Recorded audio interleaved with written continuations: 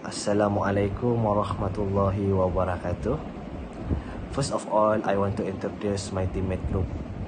My name is Saiful Nizam bin Meileh. My metric number is 201091048. Second presenter is Muhammad Azim. Third presenter is Muhammad Hamizzul. Fourth presenter is Ahmad Waqiuddin. And the last one is Ariff. Our title for present is hydropower generation. So we going through to our first presenter, that it's me, Saiful Nizam. I am going to present the introduction of hydro generation. Hydroelectrical power from the Greek word hydro, which means moving water. Water must be moving in order to generate power. This kinetic energy is converted to mechanical energy by turning the blades of water turbine.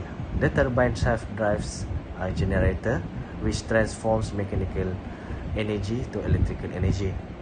This process is known as hydroelectrical power or hydropower for short, because water is the primary source of electrical energy. Based the hydrologic cycle, which is powered by solar energy, atmospheric water reach the Earth's surface as precipitation in the hydrologic cycle. Some of water evaporates, but the majority of the percolates into the soil of runoff as surface runoff. Rainwater and melting snow eventually reach ponds, lakes, reservoirs, and ocean, where evaporation occurs on the regular basis. The hydrologic cycle ensure that water is a renewable resource. There are three types of hydropower facility. First one is empowerment. Second is division, and the third is pump storage. The background hydropower generation is the Greeks used water wheels to green wheels into fault more than 200 years ago. In the early 18,000, American and European factories used the water wheels to power machine. In 1849, British American engineer James Francis developed the first modern water turbine. The Francis turbine in the 1870. American inventor Lester Alan Pelton developed the Pelton wheel. In the late 1990 center, the force of falling water was used to generate electricity. The first hydroelectrical power plant was built at Niagara Falls in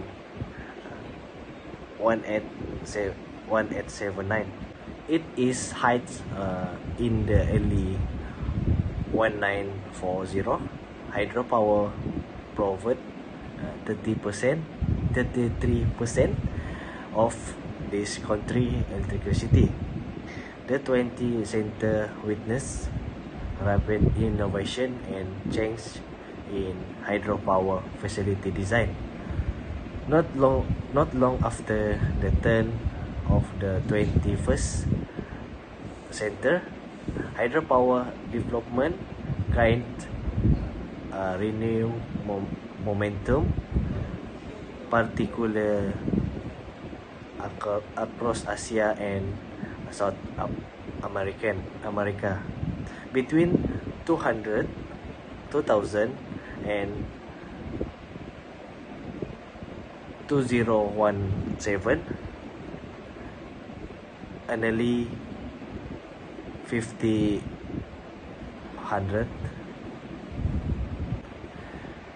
between 2000 and 2070, nearly 500 GW in hydropower installer capacity was added worldwide,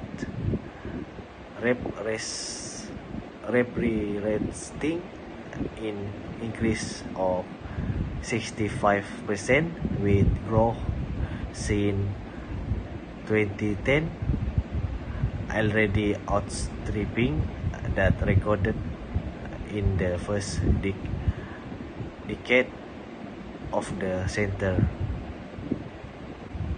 In Malaysia, they have 20 plants of hydropower generation.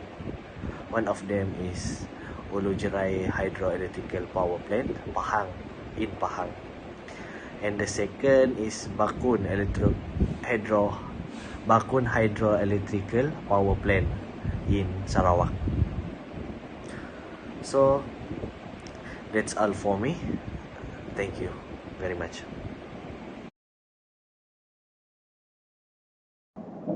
Assalamualaikum. Thank you, presenter number 1. My name Abdul Azim Muhammad bin Abdul Aziz. Matrix number 20109097.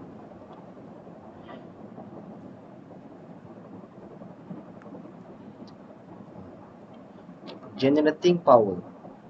This concept was discovered by Michael Faraday in 1831 when he found that electricity could be generated by rotating magnet within copper coils. When the water has completed a task, it flows on the unchanged to serve the other needs. Okay, this is the concept for generator. First, the reservoir store water. And second, turbine turned by the force of the falling water. And dam raises variable level creating drop of the water. And this is for generator turned by the turbine produce electrical energy. And the last, transmission line. Transmission lines, the function is to carry electricity to homes and the business. Okay, how it works? First, from the potential energy, store water in the dam to, and second, to kinetic energy. From the water falling from the high. And the third, mechanical energy. Mechanical energy generated by the turbine. This turbine. And the last, generator. Generator is electrical energy. And the last, to load electricity. Okay, this the transporting for the electricity. How is the flow? First, from the power plant generate the electricity. And number 2, transformer for the step up voltage for transmission. And number 3, transmission lines carries electricity over long distance. From the long distance, need to transformer to step down voltage.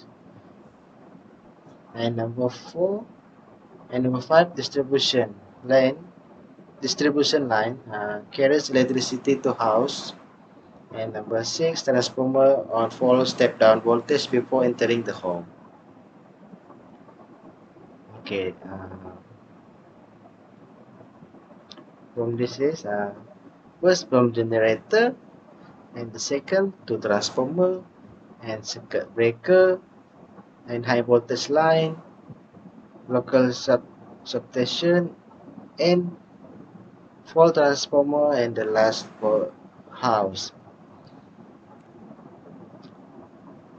Okay, the reaction turbines. Reaction turbine is a horizontal or vertical wheel that operate with the wheel completely submerged.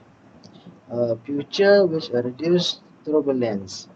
In theory, the reaction turbine works like a rotating lawn sprinkler where water at the central point is under pressure and escape from the end of the blade, causing rotation. Okay, this is the reaction.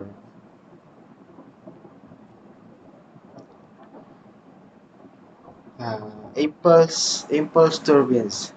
An impulse turbine is a horizontal or vertical wheel that uses the kinetic energy of the water striking in the bucket or blade to cause rotation.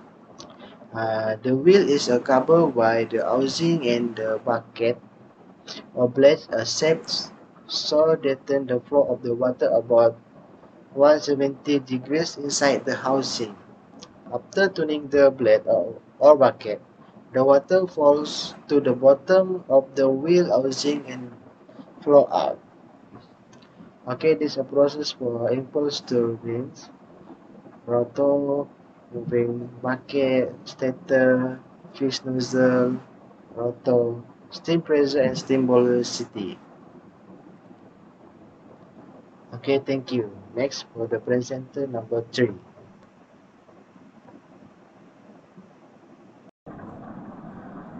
Thank you for our previous presenter. Assalamualaikum and a very good day to Dr. Zeti, our lecturer for this semester, uh, for teaching us subject Power System Engineering. Before we start, I'm going to introduce myself. My name is Muhammad Hamizzul Nazmi bin Ramlan. My metric number is 201091018. Without wasting any time, we're going to slide through to my part in this presentation, which is hydro power generation. On my part, I'm going to present about the mathematical theory of hydro power generation.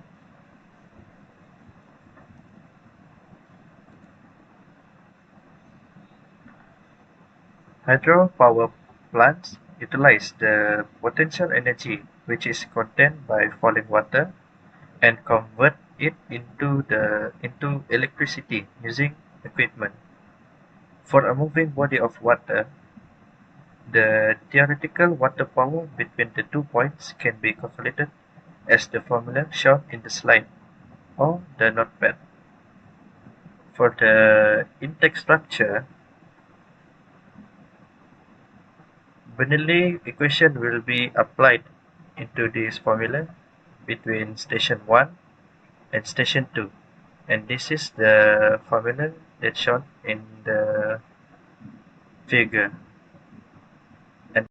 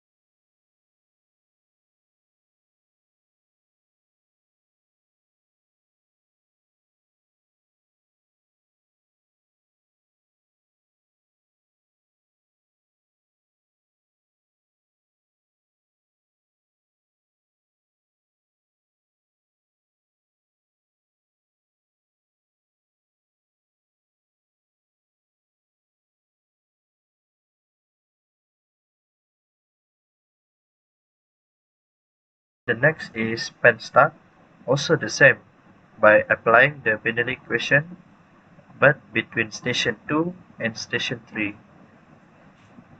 As shown in the figure, this is the formula for the pen stop.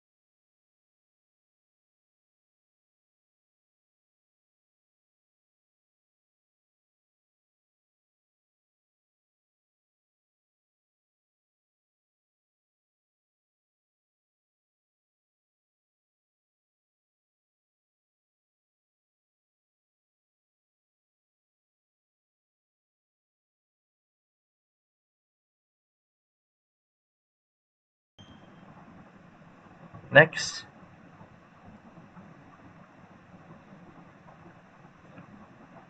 is for the turbine. The pressure energy is converted into mechanical energy as the fluid passes from the station 3 to station 4. The conversion losses are described by the efficiency of turbine. So this is the equation for turbine.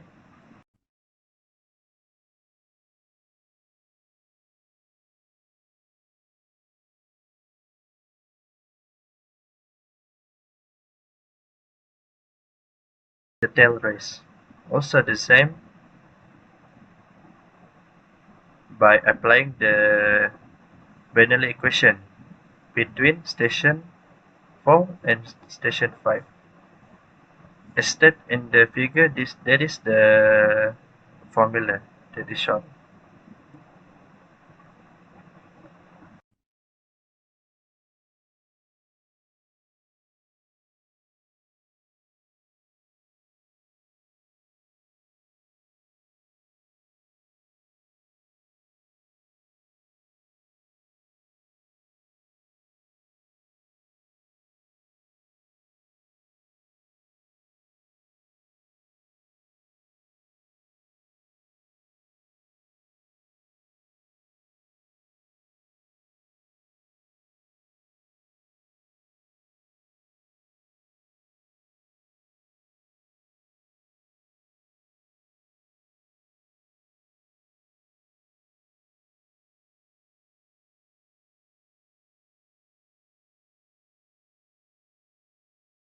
Last but not least is for the complete system.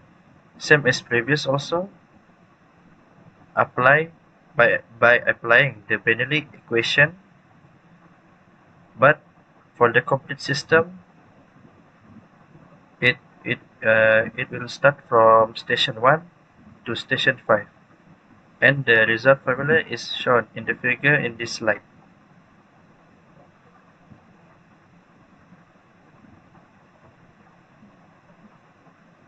Well, that was a brief about the mathematical theory of our research for this assignment. Do you know there are several hydro power generation were built in Malaysia? Up next, I will be passed to the next presenter, which is Ariff, to brief or explain about the hydro power station in Malaysia. That's all from me. Thank you so much for your time spent for me.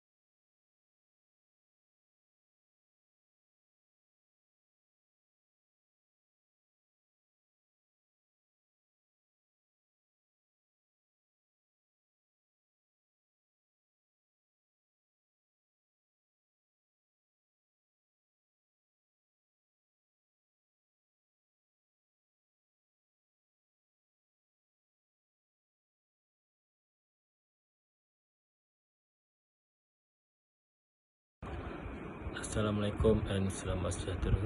My name is Ariff bin Shahid, and today I'm gonna share and present to you about hydropower station in Malaysia. We know that Malaysia has a lot of power station located in Perak, Kelantan, Terengganu, Pahang, and also in Sarawak. Pahang has a lot of numbers hydropower station located in Cameron Highland.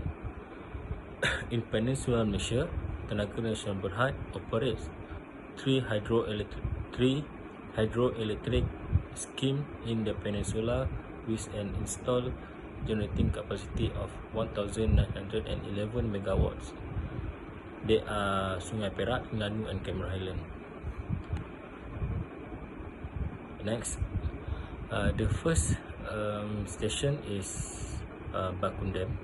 The Bakun Dam is an embankment dam located in Belaga District, Kapit Division, Sarawak, Malaysia, on the Balui River, a tributary or source of the Rajang River and some 60 kilometers east of Belaga.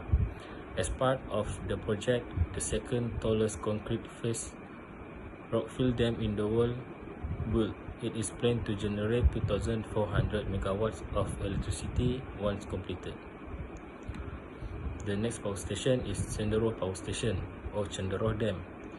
It's one of the oldest and the first major hydroelectric dam and power station in Malaysia. Using Malayas River, the Ulu Gombak Station of 800 kilowatt in Selangor completed in 1905, and that was used to provide Kuala Lumpur first electric supply. The power station is hydroelectric power station using 4 turbines, 10.7 megawatt and one of 8.4 megawatt installed capacity. The station is operated by Tenaga Nasional.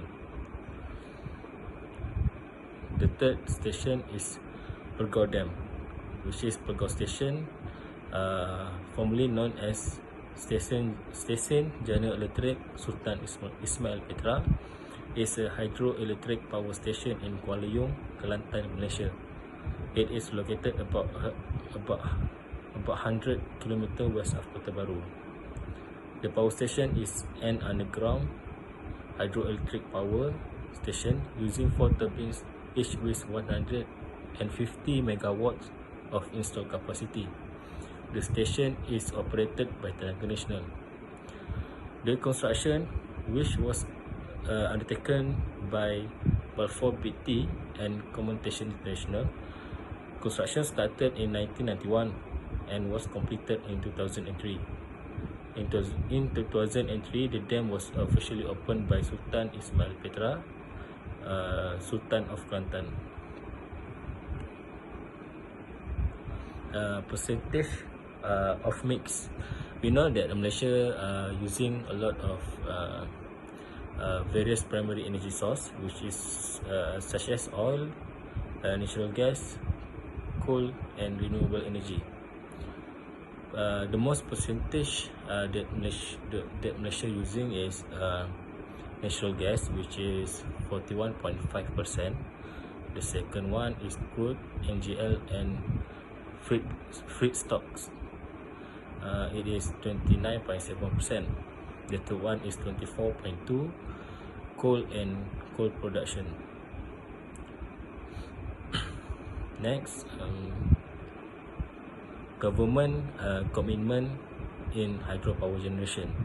SCORE is looking to capitalize on the 51 potential hydropower sites that the government has identified, which could provide an estimated 20 gigawatt of capacity. Government target to increase the share of renewable energy in its installed capacity to 31% in 2025 and 40% in 2035 under its power generation plan. Comparison hydropower generation in Southeast Asia. The largest in Southeast Asia is Three George Dam.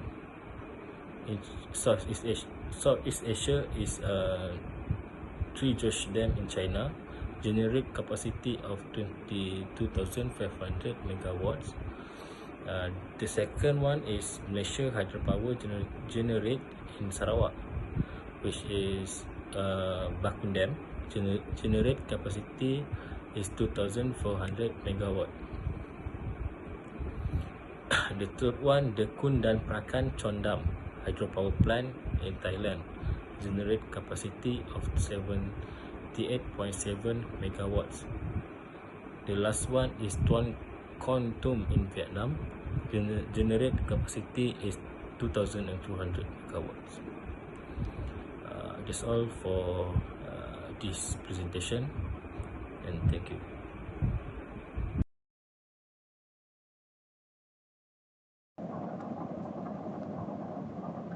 The advantages of hydropower generation.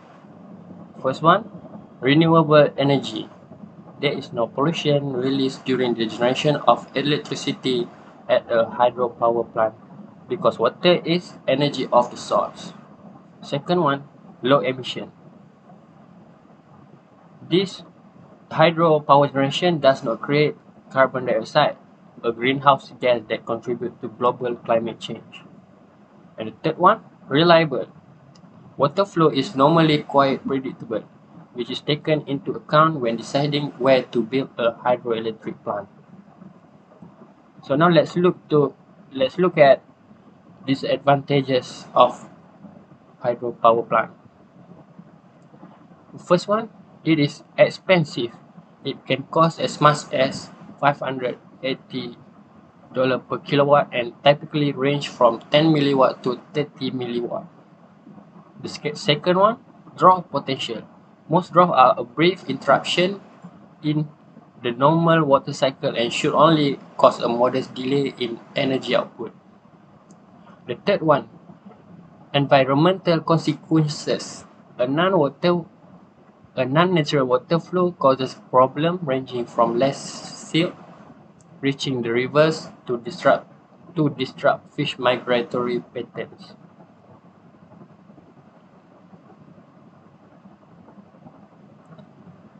Environmental issues related to the type of power generation. The first one, water equality deterioration. Second one, dams on rivers. The third one, emits greenhouse gases. And the last one, destruction of biodiversity and ecosystems.